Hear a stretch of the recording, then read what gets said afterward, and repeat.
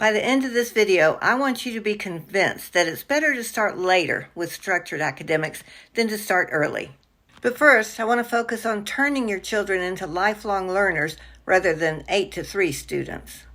When most of us think of formal education, we think of sitting at a desk, learning a lesson, and taking notes. But when you turn education into a series of tasks to be completed, at best, it becomes a to-do list that can be easily accomplished and then turned off. At worst, you create people who are resistant to learning because they see education as work.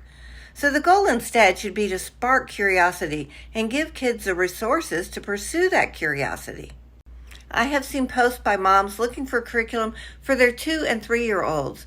That might look productive, but using curriculum can actually kill their enthusiasm, and in the case of too early screen use, even harm their eyesight. There are studies that show this. You can Google it. In fact, if you go to Google and put in, is it better to start structured academics early or late? You will see that almost every article recommends starting at a later time. One study from the University of Cambridge found that children who start formal reading instructions before age 6 are more likely to develop negative attitudes toward reading, lower comprehension, and even gain animosity toward reading itself. We want to raise children who love learning and who love reading.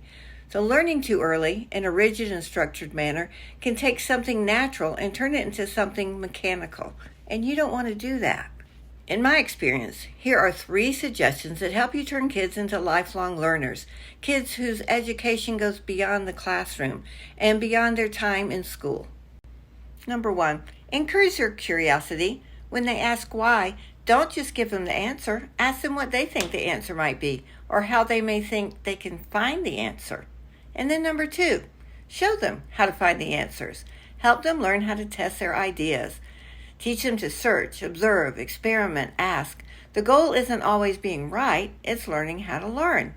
And lastly, always be reading to them. Always read in front of them. Create quiet times where they aren't allowed screens, but they're always allowed to read. Kids imitate what they see, and when they see learning as something that happens at the dinner table, in the car, or on a walk, they start to realize that learning is just part of being alive.